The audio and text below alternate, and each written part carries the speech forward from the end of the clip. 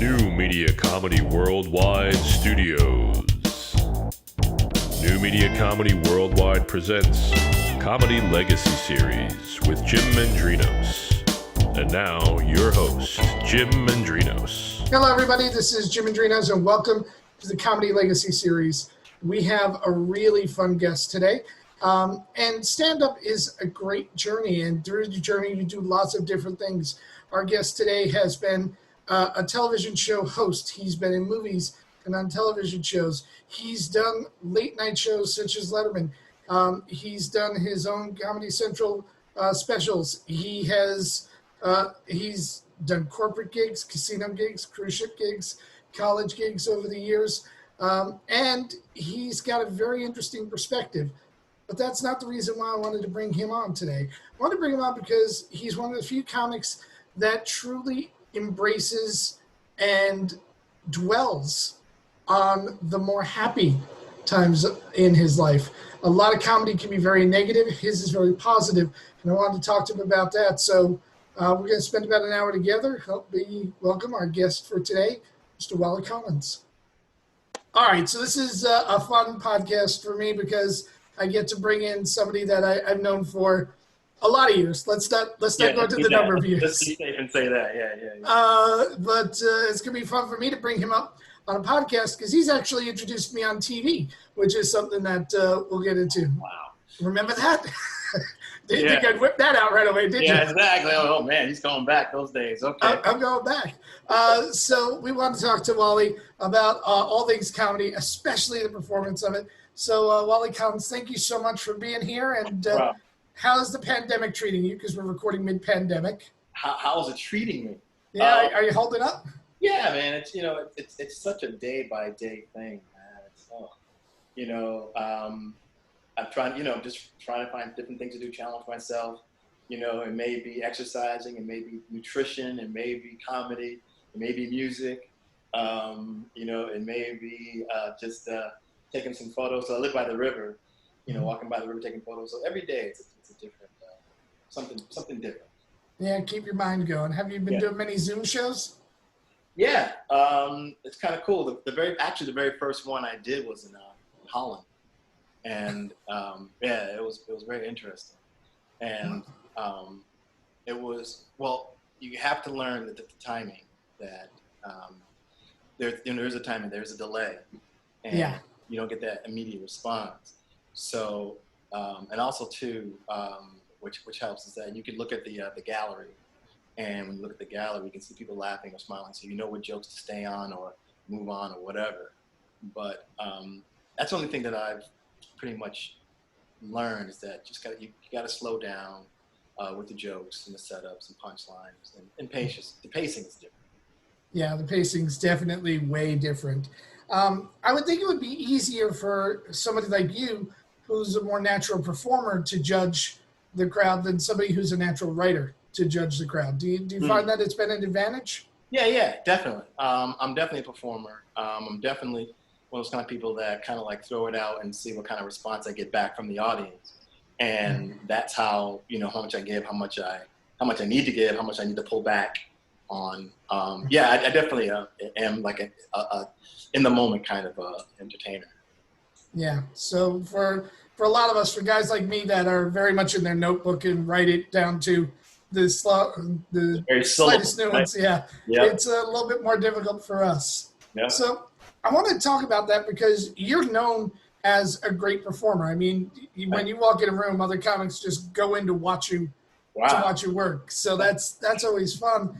But yet, or I hold the money, and that's what they're saying. Well, if you're holding the money, we all follow you. Yeah, right. But the other side of it is your material is also really good.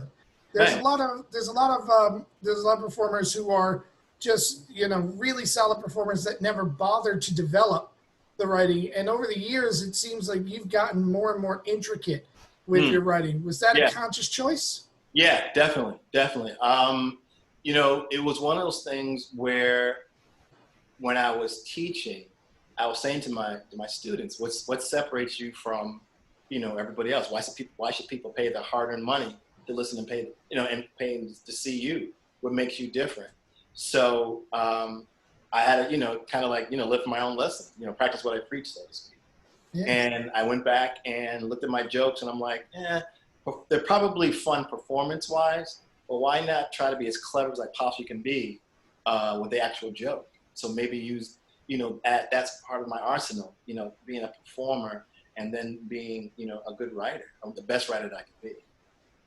Now, I want to talk to you about one bit in particular that you have, because I love the fact that you make the audience squirm and laugh at the same time. I think, the bit I'm going to go for, the police description bit, where you describe everything but.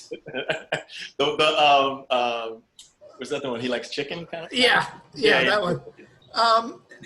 Now, when you design that, and for those of you that haven't seen it, I'm sure Wally has it online. If you do, I'll find it and I'll link this to it.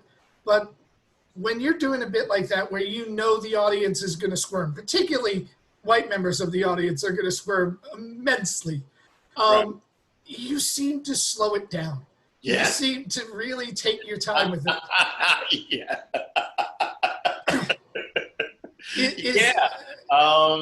Because I'm gonna tell you, man, it's a narcissistic thing. I'll admit it. Okay.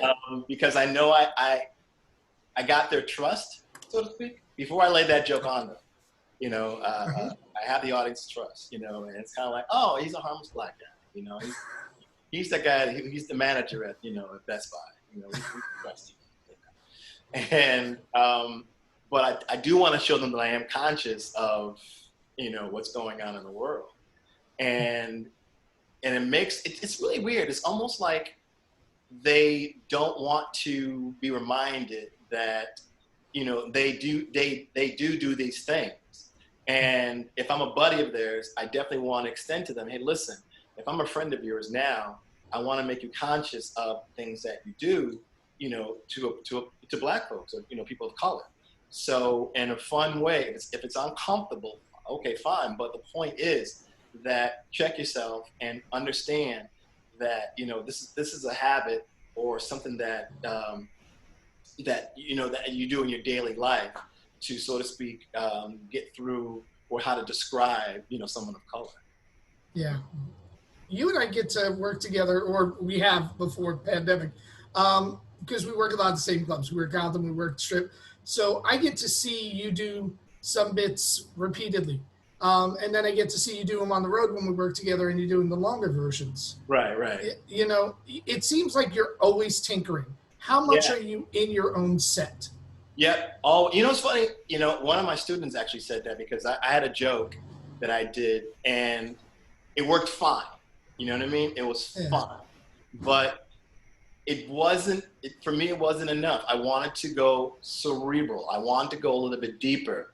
I don't know if you heard it. It's about women play a game called Notice Anything. And the game's torture, because, we have to guess, and, and your hair, your shoes, your shirt, and like, no. Now, what I used to say that they would come out and just do this kind of thing, like that means notice anything. And so I would do that, and I would add the pressure of her saying, really, you don't see it? It's so obvious. And so I used to, the punchline used to be, I changed the drapes. And it was good enough. It was good enough. But then I said, you know what? I'm sure there's something else there. So then I changed it to, it's 2 weeks till my birthday. So, all right. I totally get it. Yeah.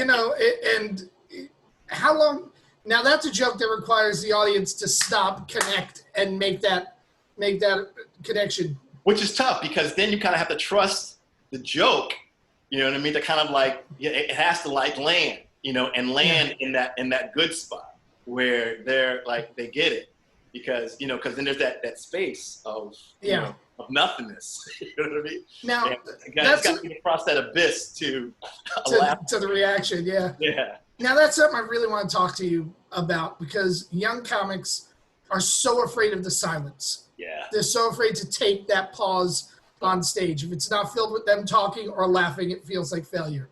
Yep. How long was it for you where you were able to start using because I often say it's like music. It's not the notes; it's the space between the notes that gets the reaction.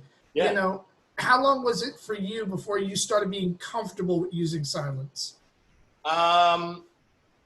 When I started working in New York and working the comic strip, there was this manager, Lucian Holt. Yeah. Believe it or not, a lot of people don't know this, but he was my manager, and I was his first comic he ever managed. Okay. And which was really, really cool because he definitely was my Manny from Rocky. He definitely let me work at the club and experiment. And he said to me, listen, don't worry about not getting laughs. I really want to see you develop, because he also saw me as a performer too. And we would have like conversations off stage, and he knew I had a little more depth to me. And he just kept pushing that, saying, you know what, you really have to, put more of your personality in your set. And so what he did, which was like, it was grueling. He told me that leave the microphone in the stand and don't move at all. And that was so difficult because I was very animated. Yeah.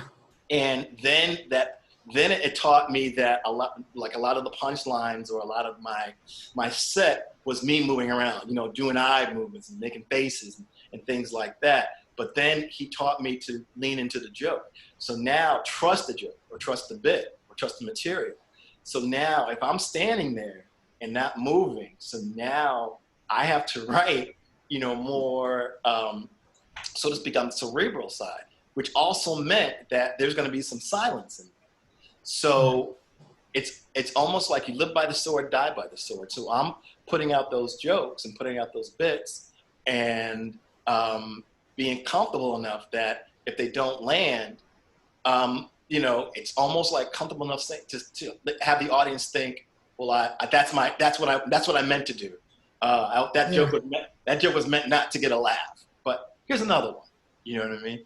Mm-hmm. And that was like doing jokes in front of like late night. A lot of those times I was doing late night, 2 people in the audience, 3 people in the audience. Yep. There may be 6 people in the audience, but there's a couple and they're making out, so they could care less what I'm talking about. Oh, so, yeah.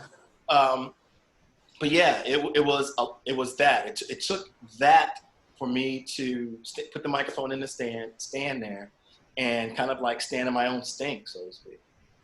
Yeah. Now, here's one of the things that I absolutely love that you do is physicality after the punchline. The way other comics will tag bits verbally, you'll tag them physically. Yeah. Is that something that's written or that just develops on stage? A little bit of both, because like I said, I'm a performer, and I got into this to act, and I feel that I should use all the arsenal that I have, and if I can be physical, and if a punchline is physical, I should use it. Once again, that'll make me different from everybody else, but also too, I enjoy movement. I enjoy being on that stage and be able to, go from one side to the other side, making expressions, making faces, and sometimes a punchline is a face, or an expression, and that, I like that because then I'm using, something else other than my words to get that laugh. Now, one of the things I really love about watching you is you kind of redefine what a high energy comic is. We're used to a high energy comic going up there and barraging words at 1,000,000 miles an hour and bouncing off the walls. Your energy is always high. You're always doing on stage, but it's more controlled. It's for lack of a better way of saying, choreographed, orchestrated, whatever somebody would want to say. How much of that is in your personal script of stand-up, and how much of that is just over time? It's repetition. I try to be in the moment. I've always learned that even though I'm doing these jokes over and over again, but this is the first time the audience is seeing me. So I have to understand that I have to present these jokes like it's the first time I'm saying them. So to keep them fresh, to keep them so to speak, in the now, in the moment. Mm-hmm. You know, I remind myself that this is the first I'm going to say it. So sometimes I may change the inflection of the punchline to kind of remind me, oh, this is new. This is something that they never seen before.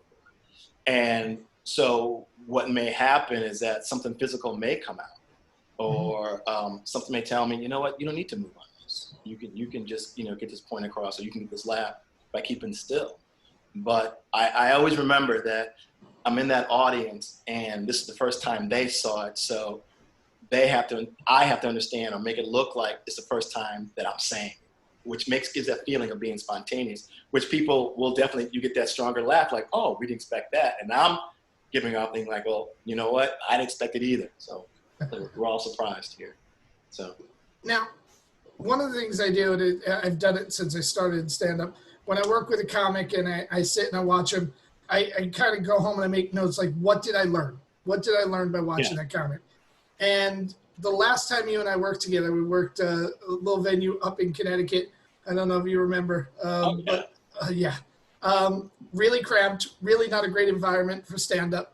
And there are autistic children in the room. Yeah, autistic children in the room. And it was literally set up to be a nightmare. Yep. You know, and I watched you, you know, and I went up and I did what I did, and then you took the stage. And what I watched you do was I watched you have fun performing. You just took all the absurdity in, and instead of what most comics do, like, this is going to be miserable, let me get through my time, you decided you were going to have a good time. And that so came through with the audience. That so came through with the audience that they saw you were having a good time, so they had a good time. Yeah.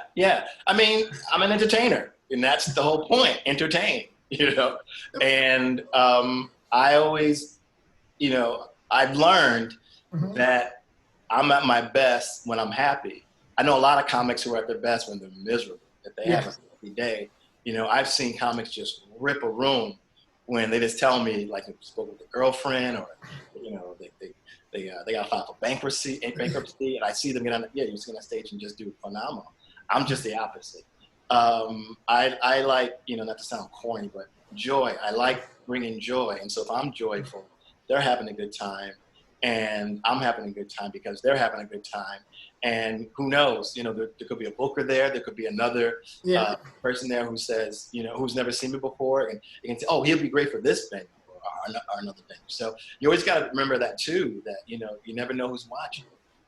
Yeah. I remember distinctly in this room, we're both standing to the side, and they brought up an autistic performer. Right. And you and I both had that oh no moment. Right. Like, this is the worst possible thing you could have done.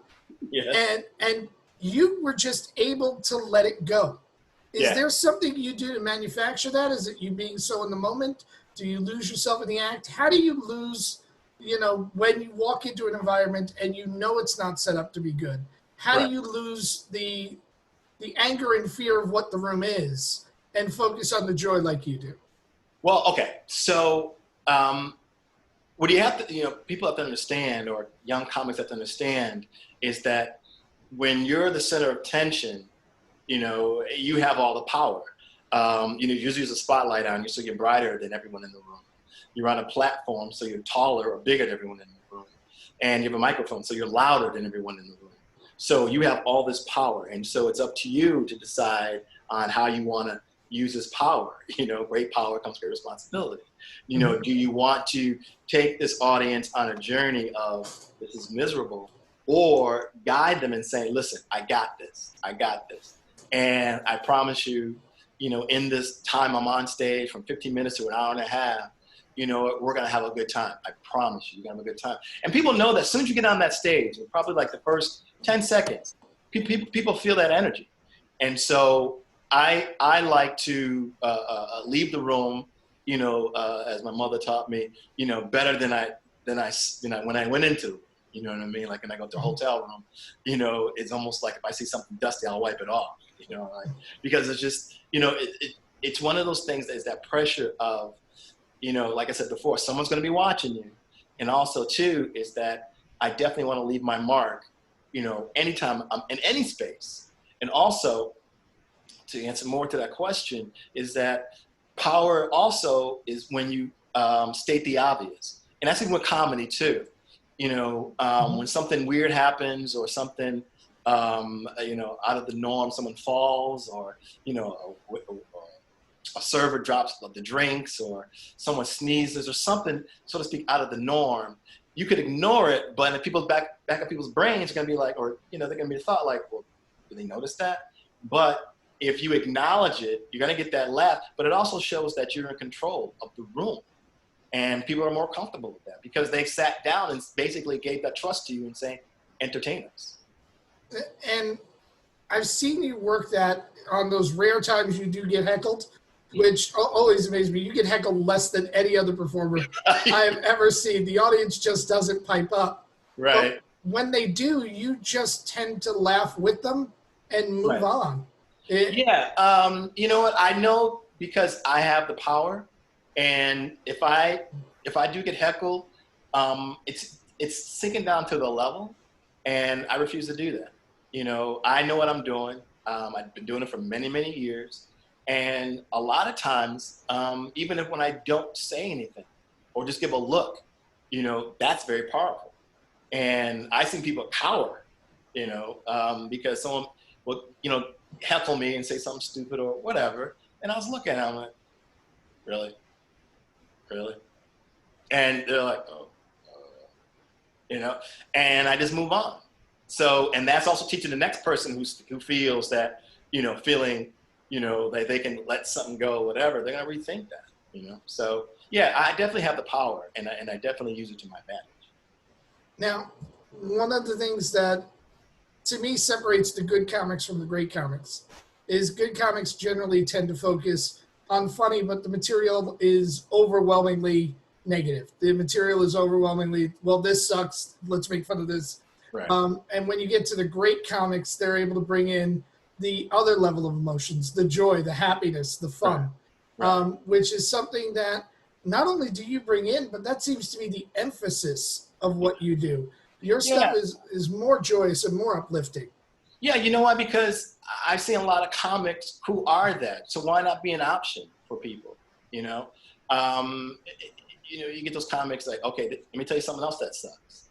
And, and they're good. I am not taking anything away from them at all. They're incredible. But my style, like if you want to talk music, is, that kind of, jazzy, uplifting kind of entertainment, or that kind of genre, if you will. Now, you and I have had the jazz conversation many a time in back rooms. And we both are of the philosophy that it's not just about building to a big crescendo. Like most comics, just, funnier, faster, louder throughout the course of their set, whereas you and I both feel that, like with jazz, there's high moments, there's low moments, there's low-key parts, there's rests. And have you structured your act that way, or it just developed that way? It just, what's funny? It just developed like that. It's really funny because years ago, Ted Alexandro, great comic, he was a musician, by the way. We were just talking. I just got off stage, and we're talking. He goes, "Your timing's like a jazz guy. You have jazz timing." You do. And what? And I didn't understand what he was saying. He goes, "Yeah, the way that you execute your material is in a jazz kind of way," and which makes a lot of sense because subconsciously I probably am, doing my sets or doing, my material, in a crescendo or in a build-up way. Here's my next number. Here's the verse, here's the chorus, here's the bridge, and here's the chorus, and then boom, I'm on to my next selection. Now, I've known you for how many years? We won't put an actual physical number. And here's what's odd. You're one of the few performers that I know this many years that loves performing more now than when you started. When you started, I always felt that while you liked comedy, you were much more in it, for the acting and much more in it for, the career. Whereas now I just feel like you love being a stand-up. Yes. So, it's funny because I do a lot of corporate meetings and corporate shows. And the creative director, we work together a lot. And he said to me is that you were more relaxed, but the bigger the crowd. Because I was doing in front of 6,000 people, and I was doing some stand-up. And I remember kind of like I was so in my element. And my pace was a lot slower, and I look in the audience and just smile. And yeah, I think I realized that to be a stand-up comic is probably the hardest thing to do, to get into a room in front of complete strangers and, make them laugh. That's amazing. But now that I know over the years that I have an arsenal, that I have ammunition, material to entertain, from 2 to 2,000 and even 20,000, that it's just this feeling of, like, once again, it may be narcissistic, but that feeling of power, that I can take these people anywhere I want to take them. And I want to take them on a nice journey. I want to take them on this fulfilled journey where it's a complete circle, and they're satisfied and they had a good meal. Let's also talk about progressions of rooms, because you mentioned corporate events and 6,000. The first place I ever met you, and there's no way on earth you can remember this, is Springfield, Massachusetts, 252 Elm. It's funny. I do remember that. I do remember. And the guy owned it. I want to say he died though. Yeah, I don't remember his name. Yeah, but definitely in Chicopee, Massachusetts. Yeah. And the show was you, me, and Marcy Coyote Rose. Do you remember Marcy Rose? She's a female performer from Western Mass.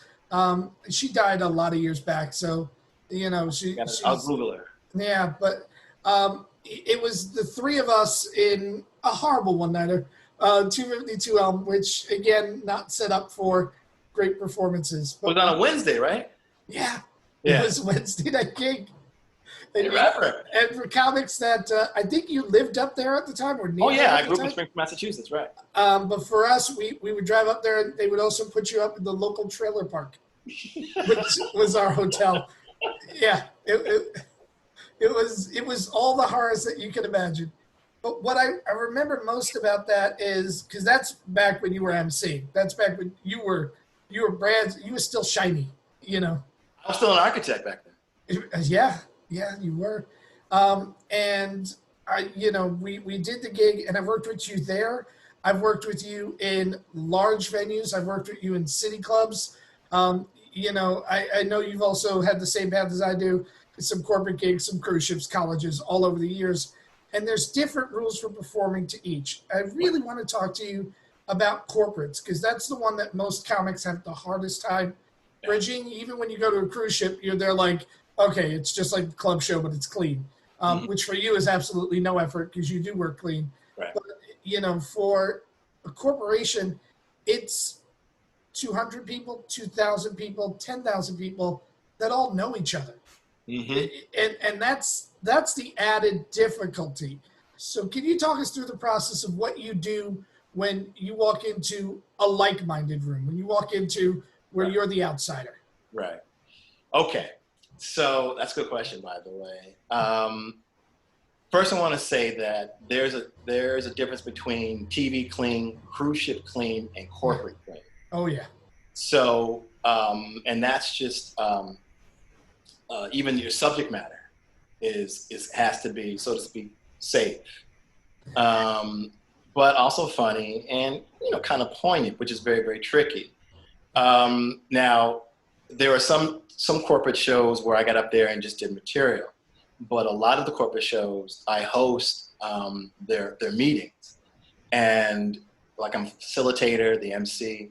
So I'll get out there and do some corporate jokes, jokes about the company or, inside things. And I usually work with the producer or the writer. And then the tricky part is up to me to come up with those ad libs, those little quips to make it funny or to make it personal, to the audience. And a lot of people can't do that because they're under that pressure of thinking like, oh, I can't curse. I can't talk about things sexual, or whatever, because, you're at somebody's job, even though you're in a different building, but you're still at someone's job. And HR is there, the CEO's there, their supervisors are there. So you're kind of like the office clown, but with the mindset that right there is HR, and right there standing in front, who's about to go on, is the president of the company. So you just have to, so to speak, work with blinders, that you're always editing in your head. I've been doing it. You're always editing in your head. And even when, I learned too, even when the CEO curses, I don't go down that path. I'll kind of like laugh like, oh, this guy here. Because even if you do, you're not gonna get that repeat gig. You're not gonna be asked back. So it's very tricky. It can be done, but it's very, very tricky. And not many of us are out there doing it, but it's a lot of fun and it's very, very lucrative. So, yeah. I think the reason why it is lucrative is because not many people can do it. It's hard. I mean, I get the roll off. If Tom Dreesen or you says no, then it comes down to mortals like me. Now, for me, when I do it, I have to research it. I have to load myself up with ammo. I have to, I'm researching the company. I'm finding out about the CEO and the CFO and, who's the person that everyone makes fun of at the company. Do you do that kind of research, or do you just put everything through the prism of your own act? Well, when I started, they kind of gave me a script to work with. And as the years go on, I kind of do like a cut and paste kind of thing, because pretty much, any kind of corporate company, whatever, their culture is pretty much the same. There's always that one joker from accounting. It's all about, did you make incentives last year? And, it's pretty much the same kind of lifestyle, so to speak. And I'll just kind of like dip into those subject matters, and everyone's fine. Everyone's, they get it. Yep. Now, let's also talk television, because you've done, people don't quite understand that there's two types of television gigs. There are the club type of television gigs, like what you and I did for that taping at the Emlyn Theater. And then there's late night gigs, like Letterman, which you've done. Mm-hmm. So my question is, what's the prep like for each of them? Which one's harder? Which one's more enjoyable for you? Man. Okay. So the one that is looser is like a club setting where the audience is there and you're just doing your set and there's a camera, there's cameras around you. But when you're doing, late night, that's for, you're working for a company, so to speak. And now your comedy, so to speak, has to get approved. And they'll see your set, and the bookers or the producers that watch your set, they'll tweak it and ask you, can you do more of this, or take this section out, and then it's up to you to splice together and make it funny, or make it make it work. So there's pressure there. And once you do the splicing and edits and stuff like that to that 5 minute set, you become familiar with it. And a lot of comics don't know, but you call it, I'm going to run my set.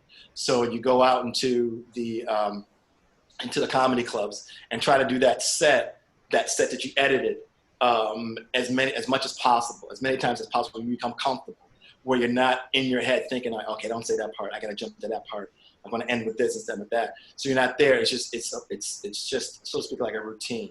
There's more of a process to it, but then, 4 or 5 times running the set, it becomes, for me, it becomes easier, and it flows, where I can, I know where to put those inflections to make it look seamless, to make it look like, I've been saying this all along.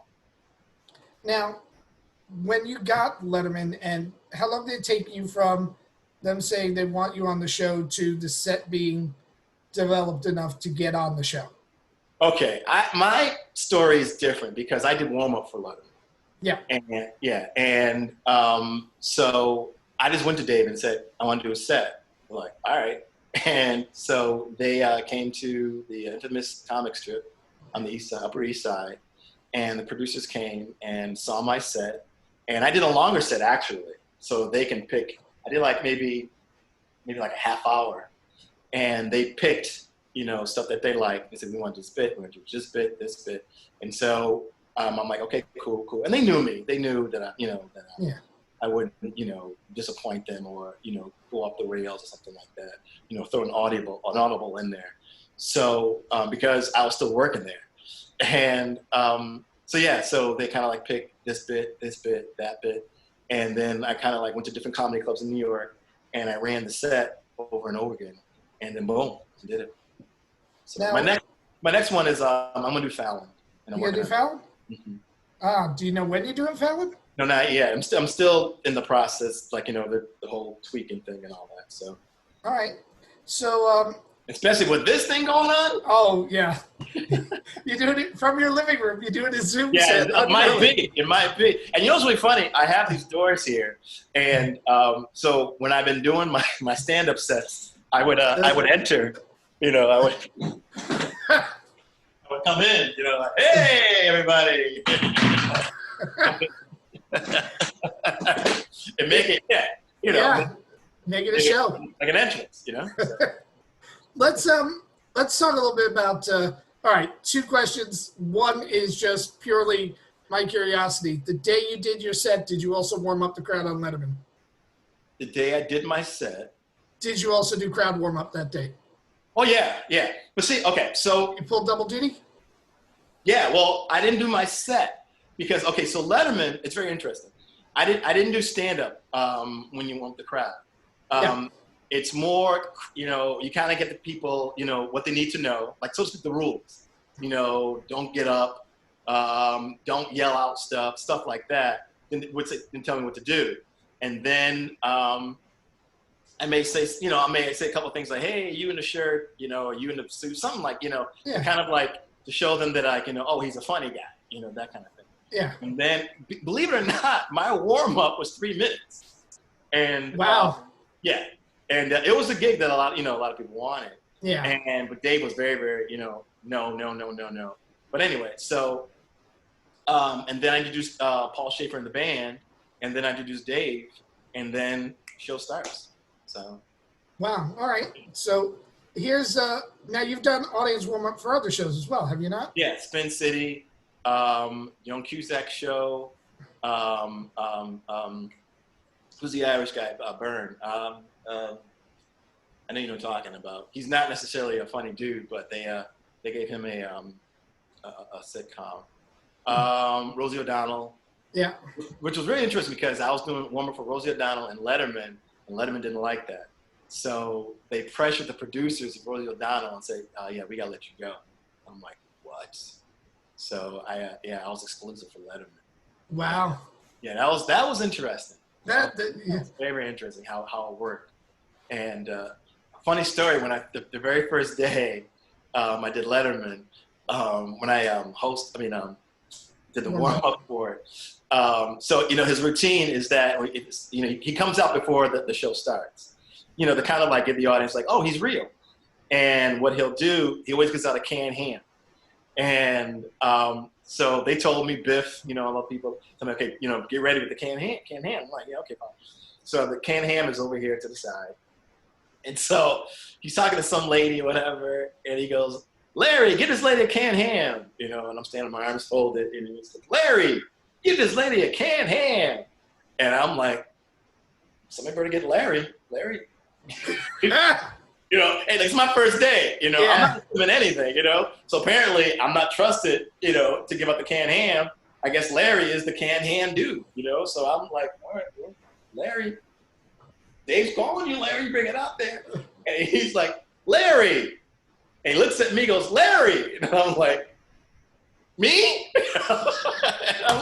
And I said to him, like, no, my name's Wally. I'm not Larry. And he's like, yeah. So I come out and get the ham, whatever. But that was just instinctive.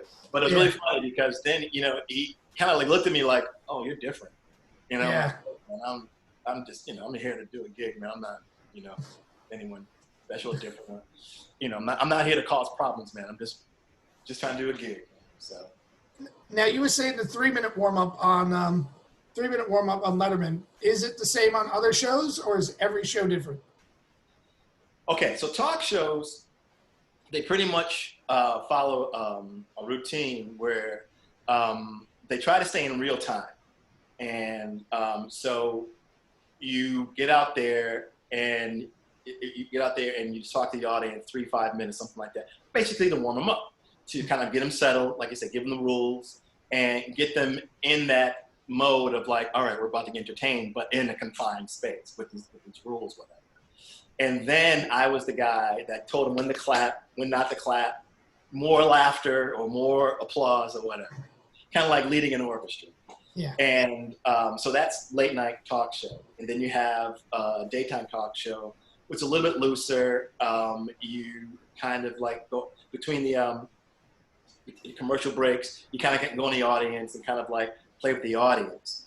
Now, sitcoms, that's a gig, bro. That is a gig. That's hard.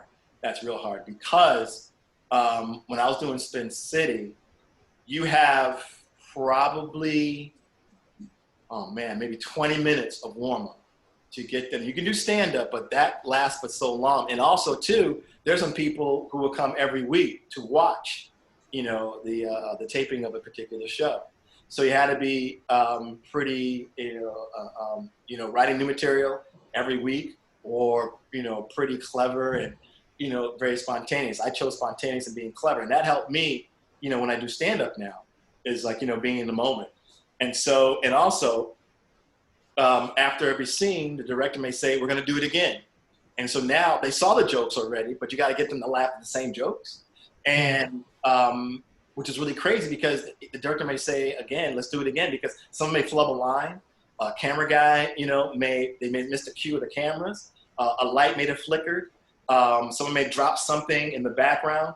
Someone in the audience could have sneezed. There's so many reasons why they do retakes. So you kind of have to tell the audience, okay, look, this is the magic of TV. And you tell them, listen, and I would tell them that they're part of the show. Their laughter is the show. If you don't hear laughter, then what's the point of being here? So this is part of the, the TV magic. Now, millions of people are going to see this, but 100 people, whatever, are the ones that are going to make the show. So if you hear the joke again, that's no problem, because you're going to laugh anyway, because you know what? You're part of the magic. And so they were like, all right, cool. Now this will go on, man, it's a half-hour show, maybe 4 or 5. The longest I did was 7 hours of, a sitcom. Yeah. And because retakes, and that 7-hour show was the show with Spin City with Michael J. Fox. That was his final show, and that was the hardest warm-up gig I ever had because everyone knew why he was leaving, and there wasn't a dry eye in the building. But I had to be Joe Jokester, like, hey, let's keep it light, I'm like, no, the guy, people, even the crew, everyone's just crying. I don't blame them. I get it. But, I had it, like, so to speak, state the obvious. I'm like, wow, you know what? I think I should get more money because, I'm trying to make people, in this sad moment, be happy, something along those lines. Yeah. But yeah, it was a tough gig. So then I made the mistake because I thought I had this brilliant idea that out of my own pocket, I would throw out candy to people. As like treats to kind of get them like, hey, we're getting candy. So I would go to, I think it was It's Sugar or some place that had like all the, the penny candy. You could scoop it up, and I had like the cellophane things, whatever. And I told them, look, don't open the cellophane while the show is going on. When they cut, open up your candy. So they got that. So I'm passing out all this candy, right? So probably 2 hours into taping, everybody would crash. It's great, those 2 hours. People are like, wow! And then 2 hours, you're like, oh. And I'm like, why is going on? And I realized, oh man, they had the sugar rush. So I had to stop doing that. But I thought it was brilliant. So. Yeah, you just needed to bring a lot more candy. Yeah, just keep shoveling it. Yeah, there's more. Like a trough of candy. You know? Yeah, just keep flinging it in between takes. Yeah, right. So then I should went natural and got him vitamins. You know, and just, yeah. Oh, so let's talk about your writing process. Okay. How do you write by inspiration? Do you have a schedule? For instance, I'm at the school where I write every day for at least an hour a day. See, I'm not that diligent like that. I try to write, at least an hour every day, but it was just frustrating for me because, my mind didn't work that way. Mm-hmm. So my ideas come like in tsunamis. There's like, ebb and flow. There's a drought, and then there's this deluge of ideas. So, and it took me a while to trust that process and, and say, this is you, Wally. This is how you work. So yes, in the beginning, I was trying to sit down and write every day for an hour, but that process just wasn't working for me. And so now I'll get these ideas, this flood of ideas, and I'll just write it. I'll put it in my phone, and I'll come back to them, and then I'll perform them on stage. Now, do you do most of your writing on stage, or do you do most of your writing off stage? I write like I write like a musician. I'll have a melody and a bridge and a chorus loosely, and I'll get on stage and kind of like tinker, like ding ding. What do you think it is? Ding ding ding ding, ding ding ding ding. You know what I mean? And if they're kind of like, that's kind of cool. All right. I was thinking about this with the bridge, ding ding ding ding, and they're like, oh, okay. And then I'm like, okay, how about this? Ding ding ding ding for the chorus. And so that's the setup, and then the punchline, and depending on the laugh, if I get that really strong laugh. I'm like, okay, I'm onto something. And if it's not getting a laugh at all, usually it was one of those things that was funny in my brain. Yeah. But where's the disconnect? And I realized that I have to, so to speak, explain the setup a little bit more to understand, to get the connection that I got to get to the punchline. So your process is almost completely opposite mine. Yeah. I develop everything on the page, and then I bring it to the stage and just chisel off the loose fitting pieces. Yeah. It seems like you're actually sculpting on stage. Yeah. Now, do you do that by getting off stage, taking a series of notes on what worked, what didn't work? Do you do it by memory, and repetition, or are you actually recording, watching, and adjusting when you're off stage? Okay. So yeah. So I'll have. So of course I have my set, that I'll get on stage, and I'll have maybe 2 or 3 bits that I want to work on. And what I'll do before I go on, maybe an hour before, or a couple minutes before, I'm like, okay, I want to do this bit, and this bit, and so to speak, interject, like kind of like put them in the sauce, of the set. And I record myself. I put my phone in my back pocket or put it on the ledge or whatever, and and I'll just throw it out there. And sometimes, man, those things will just fall flat. Woo! Or I'll get that laugh, and I'm like, okay, I'm onto something. And so I'll be in the subway or the taxi or whatever going home, and I'll listen to it. And I'm like, why did I fall flat? And sometimes, man, it's just that I'll just, so to speak, swallow a word. You know what I mean? I'll kind of like mumble through a word and I didn't enunciate. Or it could be just a word that it's too wordy. Take out a syllable. The rhythm of it, it's just not right. So, or the inflection, or where I put the comma, or where I put the period. So, but that is repetition.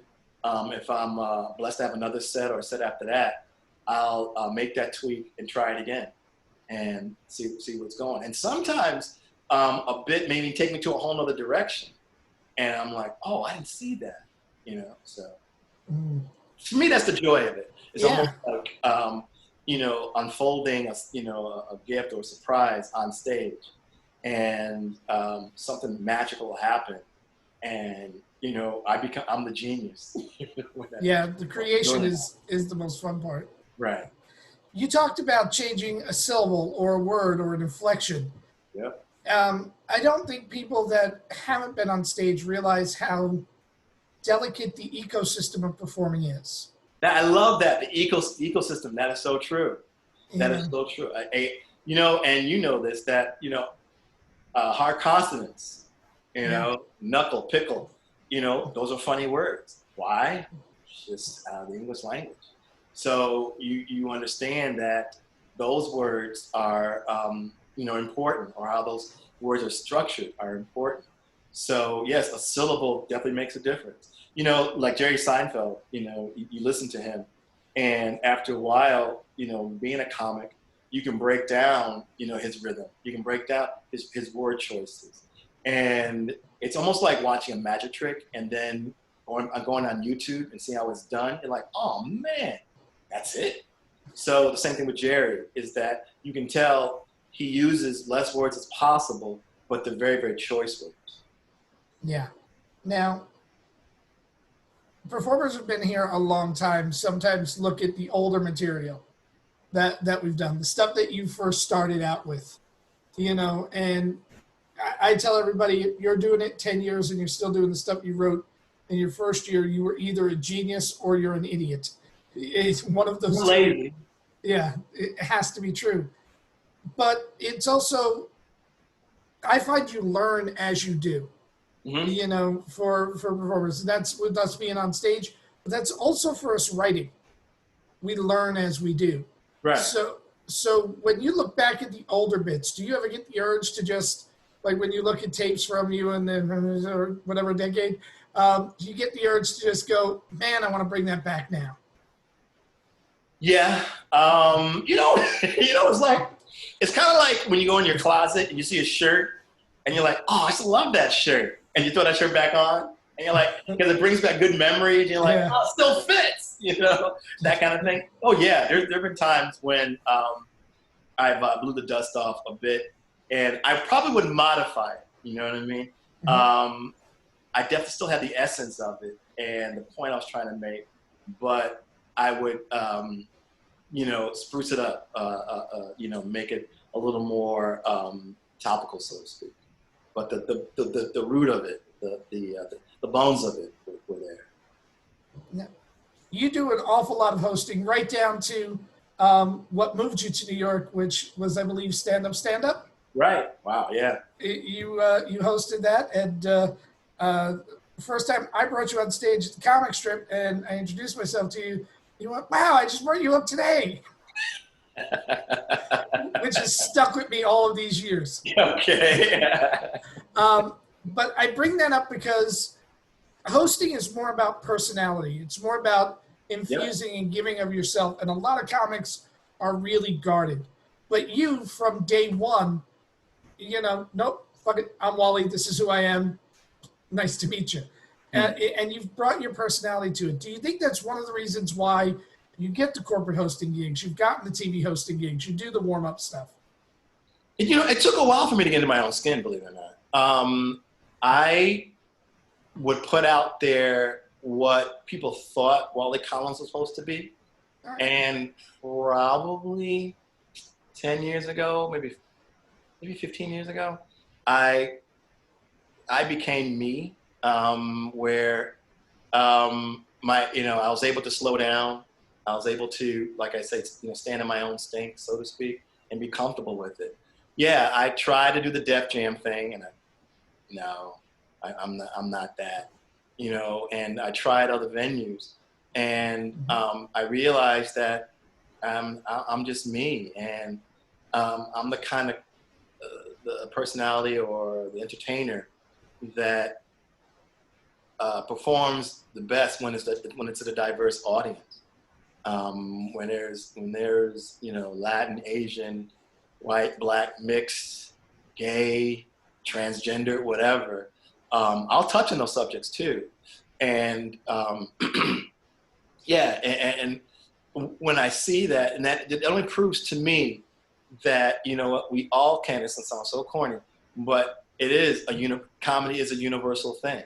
You know, comedy is a conduit to, you know, just you know, having a good time and bringing peace, bringing joy. So yeah, your comedy and for me, and I'm an outsider watching you, but I've also been a fan. for a lot of years. I really appreciate that, man, because you're a very, very good writer. You're very prolific in what you've done, very accomplished. And you saying that, man, I really do. Sincerely, I really appreciate that. No, I mean, it's not often that I go into a room, and when I go into a room to watch a comic, I'm going there to learn. And, you know, every time you're in the club with me, I'm on, you know, I watch when you're on stage. You're not one of those people that, oh, that was a good time for me to have a soda. You know, there's an awful lot of comics that it's a really good time for me to have a soda. But pre 9/11, there seemed to be a lot more need for you to please the audience. And the Wali of the last 2 decades, for me, just seemed to like want the audience to come to where you are. Yep, that's so. Oh my God, exactly. Oh my God, you have been watching. Yes, exactly, exactly. I have nothing else to add. Exactly. Now, having done both, you know, is it more satisfying for you now? Do the bits get better? Yes, it's less work, and then it's and you know. Well, the less work is always a bonus. Yeah, and because you know what, it felt like I was living a lie. I felt I was, you know, cheating myself and the audience. You know what I mean? And it wasn't. I wasn't being unique. You know, I just wasn't being unique. And you know, I do want to be that comic or the entertainer where they say, "Oh, that Wali Collins." No, that's Wali Collins. I always believe that the great ones develop and become a type. You know, he's a Cosby type. He's a Seinfeld type. He's a Carlin type.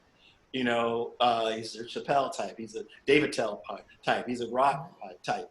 You know, I think that's when it's the most, the biggest compliment when you become a type. And there were a couple of times when someone said like, "There's a comic and they're like you," you know, and I think that's a nice compliment. Yeah, that is a great compliment. Yeah. We all kind of start because we fall in love with comedy. When did you know that this was what you wanted to do? I think the very first time I stepped on stage, because I said a joke and I got a laugh, and that was like, oh, all these people laughed at me. You know, I got immediate reaction, and as you know, that's like hitting a crack pipe for the first time. You know, that bell goes off like, oh. You know, and so now you want that power again. You know, you want that control.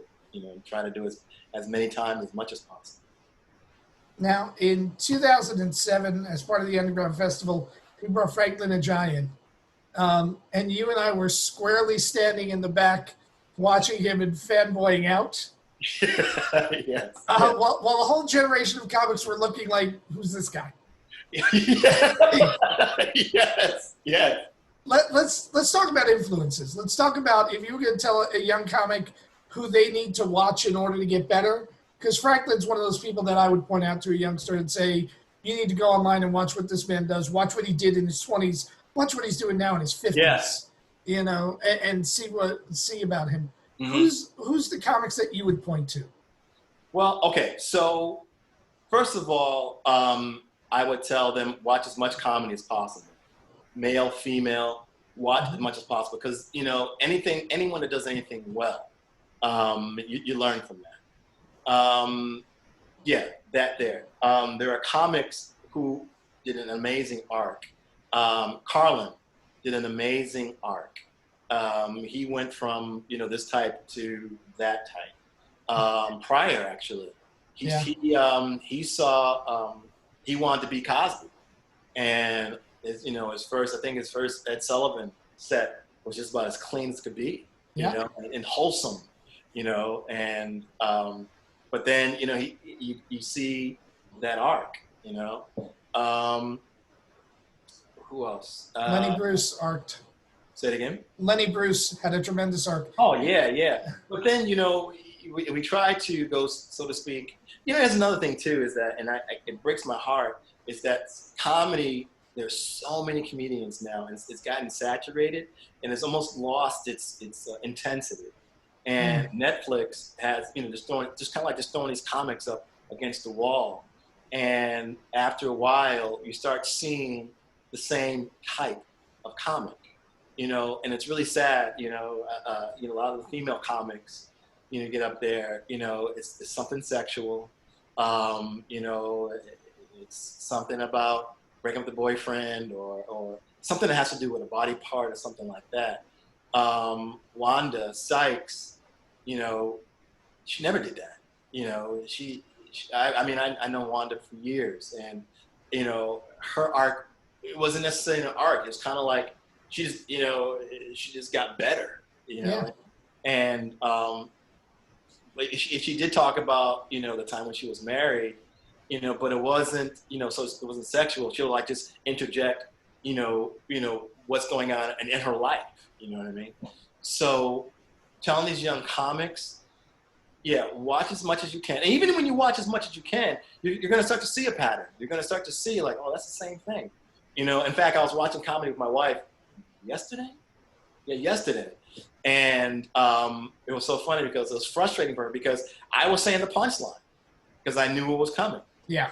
And she's like, will you stop? I'm like, come on, you've been in the game with me long enough to know that that's where it's going to, that's where it's going to land, So it's tricky, but you're going to find those comics and who are unique, who are different, who are clever, who are like those sentence surgeons who, so to speak, take their life and take you on this journey where you want to know more about them. And you're like, oh, and when it ends, you're surprised. You're like, oh shoot, I want to hear more. And that's when you Google them. That's when you go to YouTube and find out more about them. But that's the best advice I got for you. Now I want to talk a little bit because you're talking about cookie cutter comics and female comics doing stuff that's particularly sexual. I know you're not advocating don't have sexuality on stage or don't be sexual. Right. You're talking about don't be the same as everyone else. Right, exactly. Don't touch the same thing as everyone else. Exactly. And if you do, make it different, make it clever. Put it in a certain way that, people haven't heard it before. Like I said in the beginning, why should people pay their hard-earned money to see you? What makes you funniest or funnier than the comic before you, the comic after you? What's going to make that audience, at the end of the show, go to your IG page or come to you at the end of the show and say, you were good. And it's not necessarily if you get the best laughs, because there have been times when I'm doing a showcase with other comics and I didn't get the strongest laughs, but people came to me and said, we enjoyed your material. Yeah. And it's like, oh, okay. So, and doing sexual jokes. No. And also tell comics too, write clean first and then use cursing as a seasoning. Yeah. Because Pryor did that. I mean, there's so many comics that do that. Because if you land on curse to be the punchline, when they tell you got to work clean, I've seen comics just like terrified. I'm like, oh, I can't work. I don't know how to work clean. I'm like, well, you know what? You got to learn how to write clean. So. Yeah, and it's funny because when you can do it clean, when you do weave in a curse, nobody notices. I've done church shows where they want, are you going to do the cursing bit? Because I have a bit about how cursing's lost its power over the years. In the bit, I say fuck 11 times. Wow. Within the course of it, but it's never in the punchline. It's always in the setup. Right. So it lost all of its power. And they're like, well, no. And there's a reason why I'm not doing it in this church function, but I'll tell you where you can find it online. It's one of the most amazing things when you have the ability to work clean that you get leeway when you want to just push the envelope a little bit. Oh, yeah, definitely. And, and the cleaner you are, now you have to be a little more clever in your stuff. Yeah. And that'll make you such a better comic and such a stronger comic because now you have to get that laugh from an actual joke, and not, like I say, leaning on the curse word to, to get that reaction. Now, when I started, I had a whole lot of really great comics reach back and teach me early on. And I think, you and I, because essentially I know you started up in Mass, but you came down here very early in your career. We've always been around comics that were much better than us at the time. Who were some of the people that reached back and helped you a lot when you first started? Oh, man. Okay. So, my journey, and I didn't realize how blessed I was, or how amazing the journey that I had, because I started in Massachusetts, then I started in Springfield, Massachusetts, then I went east and worked out in Boston. And there were so many incredible writers, incredible comics out in Boston that I would watch and just be in awe. Kenny Rogerson, Don Gavin, Steve Sweeney, Lenny Clark. There are just all these, incredible writers that, that I was like, wow, all right, Louis C.K. Louis and I started the same. But, I watched these, Dennis Leary. As I talk, I'm up. But so I just remember just sitting, and watching them and getting all this information, just getting all this, all these nutrients, just absorbing that. I'm like, wow. Not understanding or realizing that it wasn't like that in the rest of the country. These comics were like strong comics. And then, I got lucky or whatever, the stars were in alignment, and I got the gig in New York. And then I started working in New York clubs. And that's when I was like, my brain just went, when I started doing stand-up, I used to host shows in Springfield, Massachusetts, and those New York comics would come to Springfield, and I would watch them. And but I would see, bits of them. You know what I mean? I wouldn't see them, so to speak, in their element, or watching them fail, watching them work on a bit. But when I went to New York and I saw them, actually working out, that's what I'm saying. It was just like, oh my God. And so that even, I got drawn into it even more, just watching the process. Rick Aviles was one of those comics that I thought, a lot of people don't know Rick Aviles. He was the Ghost. I mean, he was the villain in Ghost. He was a stand-up comic, people. Yeah. Oh, yeah. Yeah. Now, he was very animated. He was very, very performance. His material wasn't like, oh my God, I never thought of that. But he was just so entertaining. And I learned that from him. He says, use what you got. If you can move your body. A lot of people can't do that. Another guy, Rondell Sheridan. He was more the Cosby-ish. But he was a great writer, and he understood that. And he gave me the advice, like, write clean. You can go a lot further writing clean. And then, let's see, there's Carol Montgomery, another comic who was just understood that, what you write, how you write. And she wrote about herself, let's see, there's so many. But then going into New York, like I said, there were so many comics who didn't come to Springfield that I would just absorb and watch. And then when I got, so to speak, in my class of comics, I worked at the Boston Comedy Club. And working at the Boston Comedy Club, man, the comics that went through there, and you know the deal, Chappelle, Tony Woods, Keith Robinson, Wanda Sykes, Jay Moore, Jon Stewart, Louis C.K., Sarah Silverman, Dave Attell, Ray Romano, and the crazy thing was that we would go on right after one another. Red Giant, a fat guy, and it was one of those things, Helen Keeney, that we would go on after one another, and it wasn't a competitive thing. It was a thing where, that was a good joke, and it was an inspirational thing. It was just an encouraging thing. You're like, wow, I want, that was a good set. I got to bring it. And you get up there, and let me tell you, man, Friday and Saturday nights, oh man, the list of comics that I'm not even mentioning, who would blow blow the room out, and then the next comic would just blow the other side of the room out. You know what I mean? And people didn't understand or never really saw the greatness. And some did actually, but they would like leave and like, oh, it's a good show. I'm like, yo, you're not going to see a show like that anywhere else on this planet. So yeah, so if I was in that, and it was just all around me. And that's all I saw was just incredible comedians just doing their thing. That is awesome. Wally, you've been really generous with the information and advice, and we've spent an hour, and I could easily spend another 4. I know, right? But if people want to find you post-pandemic, where do they find you? Wali Collins, Collins on all the 3, the Holy Trinity: Facebook, Instagram, Twitter. You can see me on Netflix. I have a show. I'm working on a show called The Get Down. I have a film with Stanley Tucci on Hulu called Submission. Hopefully when this craziness is over with, I got a comedy series that we're pushing, and hopefully that'll be somewhere. And let's see, what else am I doing? I'm just being patient. Yeah, we're all being patient. Wally, thank you so much. And thanks for having me, man. I really enjoyed it, man. Yeah, me too. And we will do this again.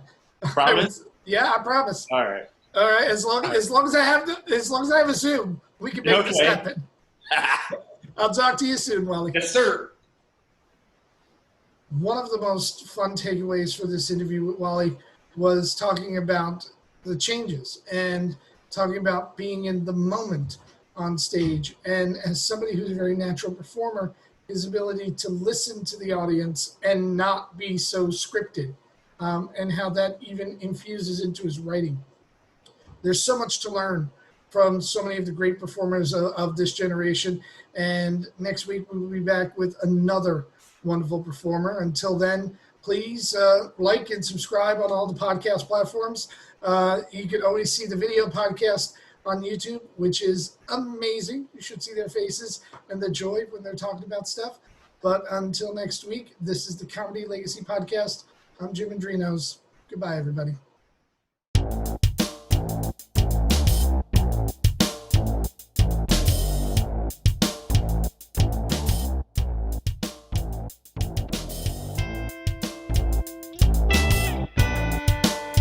This has been a New Media Comedy Worldwide production.